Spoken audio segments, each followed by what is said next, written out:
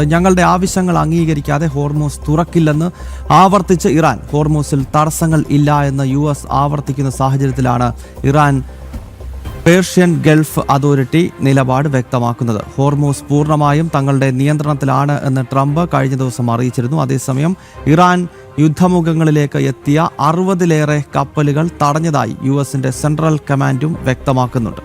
ഐസൺ വിശദാംശങ്ങൾ നൽകും. ഐസൺ, ഈ ഹോർമൂസിന്റെ നിയന്ത്രണം തങ്ങളുടെ കയ്യിലാണെന്ന് ഒരു ഭാഗത്ത് അമേരിക്കയും അവിടുത്തെ പ്രസിഡന്റ് ട്രംപും പറയുന്നു, മറുഭാഗത്ത് ഇറാൻ ഈ രീതിയിലുള്ള പ്രതികരണം നടത്തുന്നു. ഇതിന്റെ വസ്തുത എന്താണ്? ആർക്കാണ് അവിടെ മേധാവിത്വമുള്ളത് ഈ ഘട്ടത്തിൽ?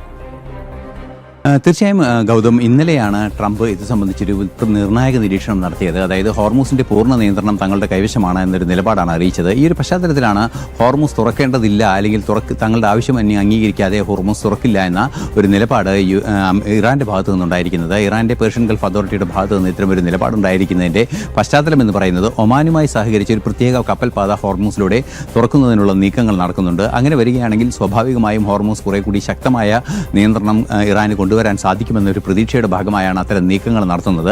പക്ഷേ അത്തരം നീക്കങ്ങളൊന്നും, അതായത് ഒമാനുമായി സഹകരിച്ച് ഒരു പ്രത്യേക സംവിധാനം ഒരുക്കി ആ മേഖലയിൽ കുറെ കൂടി സ്വാധീനം ഉറപ്പിക്കാനുള്ള നീക്കങ്ങളൊന്നും അംഗീകരിക്കാൻ സാധിക്കില്ല എന്ന നിലപാട് കൃത്യമായി തന്നെ അമേരിക്ക മുന്നോട്ട് വയ്ക്കുകയും ചെയ്തിരുന്നു. ഈ ഒരു പശ്ചാത്തലത്തിലാണ് നിലവിലെ സാഹചര്യത്തിൽ തങ്ങൾ മുന്നോട്ട് വെച്ച പല ആവശ്യങ്ങളുണ്ട്. ഹോർമൂസിലൂടെ കടന്നുപോകുന്ന കപ്പലുകൾക്ക് ഫീസ് ഈടാക്കണം, അതുപോലെ തന്നെ അത്തരത്തിൽ ഈടാക്കുന്ന ഫീസ് മറ്റ് അമേരിക്ക ഇറാനിൽ നടത്തിയ ആക്രമണങ്ങൾക്ക് നഷ്ടപരിഹാരം നൽകണമെന്ന രീതിയിലൊക്കെയുള്ള നിരവധിയായ ആവശ്യങ്ങളുണ്ട്. ഈ ആവശ്യങ്ങളെല്ലാം തന്നെ കൃത്യമായും അഭിസംബോധന ചെയ്തല്ലാതെ മറ്റൊരു നീക്കത്തിന്, അല്ലെങ്കിൽ വിട്ടുവീഴ്ചാപരമായ ഒരു നീക്കത്തിനോ സമാധാന ധാരണയ്ക്കോ തയ്യാറല്ലെന്നാണ് ഇറാൻ ഇപ്പോൾ അറിയിച്ചിരിക്കുന്നത്. പല ചർച്ചകളും നടക്കുന്നുണ്ട്. പാകിസ്ഥാന്റെ മധ്യസ്ഥതയിൽ പോലും ചർച്ചകൾ പുരോഗമിക്കുന്ന ഒരു സാഹചര്യമുണ്ട്. ഈ സാഹചര്യങ്ങളെല്ലാം തന്നെ പ്രതികൂലമായി ബാധിക്കുന്ന ഒരു പശ്ചാത്തലമാണ് ഇപ്പോൾ ഉള്ളത്. നേരത്തെ സൂചിപ്പിച്ചതുപോലെ ഇറാന്റെ തുറമുഖങ്ങളിലേക്ക് കൃത്യമായ ഒരു ഉപരോധം US സെൻട്രൽ കമാൻഡ് നടത്തുന്നുണ്ട്. അതിന്റെ ഭാഗമായി നാവികസേന ഇറാൻ തുറമുഖങ്ങളിലേക്ക് പോകുന്ന എല്ലാ കപ്പലുകളും തടയുകയും ഇറാൻ തുറമുഖത്ത് നിന്ന് പുറത്തേക്ക് പോകുന്ന കപ്പലുകളും തടയുന്നുണ്ട്. അത്തരത്തിൽ 63-ലേറെ കപ്പലുകൾ തടഞ്ഞു എന്നാണ് ഏറ്റവും പുതിയ റിപ്പോർട്ട് ഇപ്പോൾ പുറത്തു വരുന്നത്. അതിൽ 3 കപ്പലുകൾ ഏതാണ്ട് തകർത്ത അവസ്ഥയിൽ കടലിൽ തന്നെ തുടരുന്ന ഒരു സാഹചര്യമുണ്ട്.